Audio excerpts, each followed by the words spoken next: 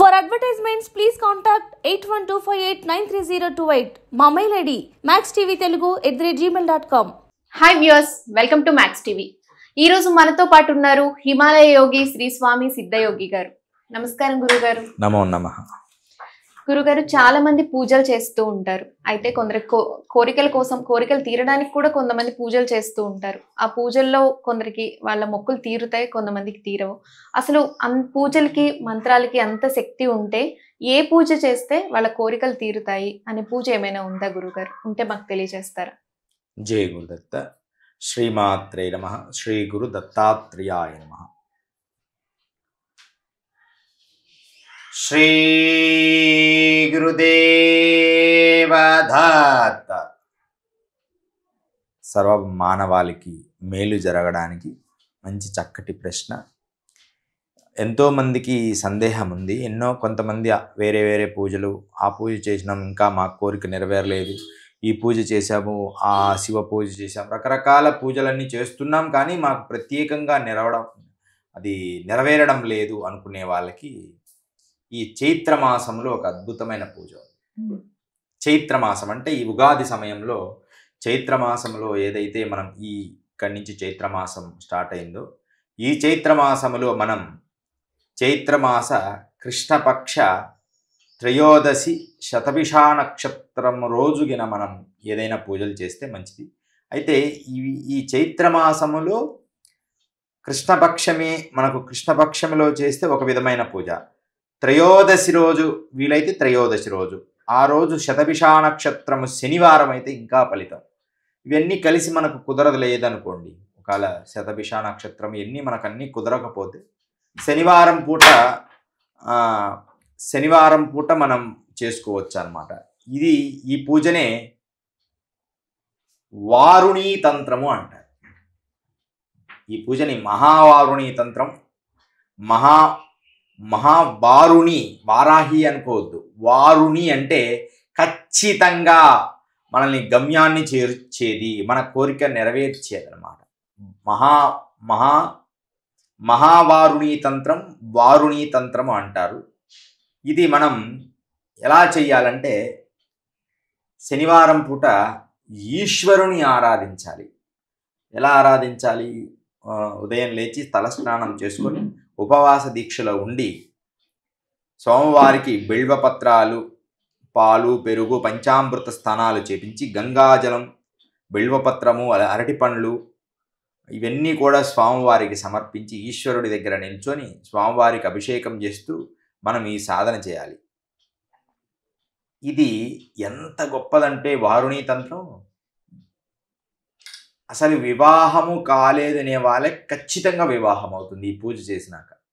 వారుణీ తంత్రం అయితే మనం చెయ్యాలి. ఇది అన్నీ ఇప్పుడు మనం పూజలు చేస్తున్న విధానం వేరు, ఇది తంత్రము. ఇది ఈ వారుణి అనే క్రియ తంత్రశాస్త్రానికి సంబంధించింది. అందుకనే దీన్ని మనం తెల్లవారుజామున బ్రహ్మముహూర్తంలో లేచి వారుణి మహామంత్రం అనుకొని శనివారం పూట ఒక ప్రత్యేకమైన తిథిలో తంత్ర ప్రయోగము చేస్తూ ఈశ్వరుని ఆరాధించి విభూతి ద్వారా ఈశ్వరుని అర్చించి శనివారం పూట కానీ, కృష్ణపక్షం కానీ, చైత్రమాసములో వచ్చే కృష్ణపక్షం రోజు కానీ, శతభిషా నక్షత్రం రోజు వచ్చినా కూడా, ఆ రోజు చేసినా కూడా ఈ వారుణీ తంత్రం అనేది ప్రయోగాత్మకంగా సక్సెస్ అవుతాం అన్నమాట.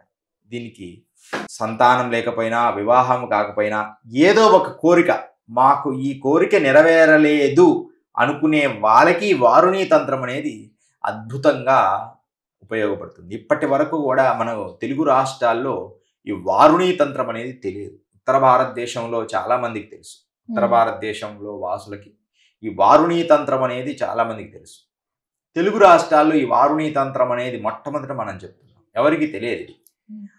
తెలియదన్నంత మాత్రానని కాదు, దీనికి ఒక ప్రత్యేక శక్తి ఉన్నది. ఎవరైతే ఈ వారుణీ తంత్రం అనేది ఈ చైత్రమాసంలో ఈశ్వరుని ఆరాధిస్తే, శతభిషా నక్షత్రం అనేదాన్ని ఆరాధించిన, శనివారం ఎన్ని కలిసి వచ్చి శనివారం కింద వస్తే ఖచ్చితంగా కూడా వారుణీ తంత్ర ప్రయోగము ఖచ్చితంగా సక్సెస్ అవుతుంది. ఇది ఎంత గొప్పదంటే శత్రువుల్ని బాణములాగా పనిచేస్తుంది. మనం సంకల్పం చెప్పి ఈశ్వర ఆరాధన చేసి నాకు ఈ శత్రువులు అడ్డం వస్తున్నారు పరమేశ్వర అని మనం సంకల్పిస్తే ఖచ్చితంగా కూడా ఈ వారుణీ తంత్రం అనేది మనకి సహకరిస్తుంది. ఈ వారిణి తంత్రం పుస్తకాల్లో ఉంటుందా గురుగారు? ఏదైనా ఇది పుస్తకాలు? ఇది ఉత్తర భారతదేశంలో ఉండే సంస్కృత పుస్తకాల్లో ఉంది, హిందీ పుస్తకాల్లో ఉంది, తెలుగు పుస్తకాల్లో లేదు వారుణీ తంత్రం అనేది. మనం ఉత్తర భారతదేశంలో చేసినప్పుడు ఎంతోమందికి కూడా మనం ఈ ప్రయోగంగా మనం చేసాం. ఒకసారి మహారాష్ట్రలోనే ఎప్పుడో ఉన్నప్పుడు జోషి అని ఒక అతను, మహారాష్ట్రలో ఒక అబ్బాయి ఉండేవాడు, నిఖిలేష్ ఏదో ఒక జోష్. అతనికి వివాహం కాలేదు, చదువు అయిపోయింది. మేము అప్పుడు భారత పర్యటన చేస్తున్నాం, నర్మదా యాత్ర పర్యటన, అంటే కాలినడకన భారతదేశం అంతా తిరుగుతున్నప్పుడు ఈ నిఖిలేష్ జోష్ తన అబ్బాయి వాళ్ళ అమ్మా నాన్నలు ఎంతో పూజలు ఎన్నో చేశారు. అప్పుడు ఒకరోజు పరమేశ్వరుని కరెక్ట్గా ఈ సమయంలో నేను వాళ్ళ దగ్గర ఉన్నా. ఒకరోజు అంటే ఆ అబ్బాయితో ఎలా చేయించాననేది చెప్తున్నా. ఆ నర్మదా నీళ్లు తీసుకొచ్చి ఆ శివలింగం ఒడ్డున ఒక శివలింగం ఉంది, భూగర్భ శివలింగం, చిన్న భూమి లోపలికి పోయి శివలింగం.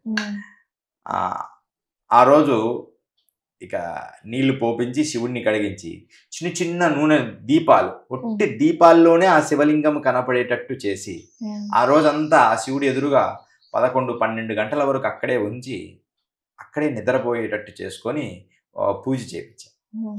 ఎంత గొప్ప విషయం అంటే కరెక్ట్గా 20 రోజుల్లో ఒక అమ్మాయిని చూడడము, ఆ అమ్మాయి కుదరడము, వివాహం కావడము, అనుకోకుండా ఆ అబ్బాయికి ఉద్యోగం కూడా ప్రయత్నం సక్సెస్ కావడం, ఒక దగ్గర జాబు ఆఫర్ రావడం, అలా జరిగింది. అయితే ఈ వారుణి తంత్రం ఎవరికి వాళ్ళు పూజ ఇంట్లో చేసుకోవడం కుదరదా గురువు గారు? ఇంట్లో చేసుకోవడం కుదరదు, దేవాలయమునకు వెళ్ళే చెయ్యాలి. శివాలయమునకు కానీ ఇంట్లో ఆ రోజు ఉపవాసం దీక్ష అనుకొని ఆ పండ్లు పూలు బిల్వపత్రాలన్నీ సిద్ధం చేసుకొని తలస్నానం చేసి శివాలయానికి వెళ్ళాలి. శివాలయం మీద నందీశ్వరుణ్ణి శివుణ్ణి ఇద్దరినీ కడగాలి. మనం నందీశ్వరుని వదిలిపెట్టగలం. నందీశ్వరుని శివుణ్ణి ఇద్దరి కలిగి దీపపు కాంతుల్లో రాత్రిపూట నిద్రించాలి, అక్కడే నిద్రపో. ఇప్పుడు ఆ పూజా విధానం అంతా పూజా విధానం ఓం నమ శివాయ, ఓం త్రయంబకం యజామహి సుగంధిం పుష్టివర్ధనం ఉర్వారుఖమివ బంధనాత్ మృత్యుర్మృచ్ఛీయమామృతాత్ ఓం నమ శివాయ, ఓం నమ శివాయ, ఓం నమ శివాయ అనుకొని మనం మంత్రం రాలి వాళ్ళు ఓం నమ శివాయ అనుకోవడమే. పంచాక్షరికి మించిన మంత్రం లేదు. అయితే వారుణి తంత్ర పూజ అంటే శివాలయంలో వెళ్ళి ఇప్పుడు మీరు చెప్పినట్టు అన్ని పాటించడం వల్ల ఈ వారుణి తంత్ర పూజ అంటారు. ఒక కోరిక అంటే ఎవరికైతే జీవితంలో నాకు ఏ కోరిక నెరవేరలేదు అనుకునే వాళ్ళకి ఒక కోరిక నెరవేరుతుంది. ఎలా నెరవేరుతుంది అంటే వారికి ఆ స్థాయి గల వాళ్ళు, ఇప్పుడు సాధారణ వ్యక్తి వెళ్ళి నేను ముఖ్యమంత్రి కావాలంటే కాలేదు, వారి స్థాయికి తగినట్టు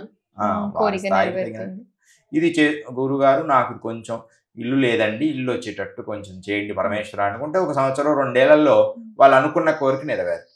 అంటే ఆ శక్తి వారిని సహకరిస్తుంది.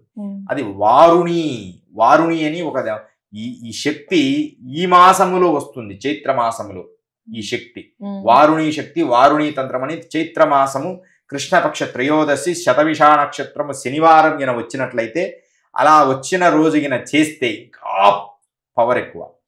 మనం ఒక వారి స్థాయిని బట్టి మనం తెలుసుకోవచ్చు అన్నమాట.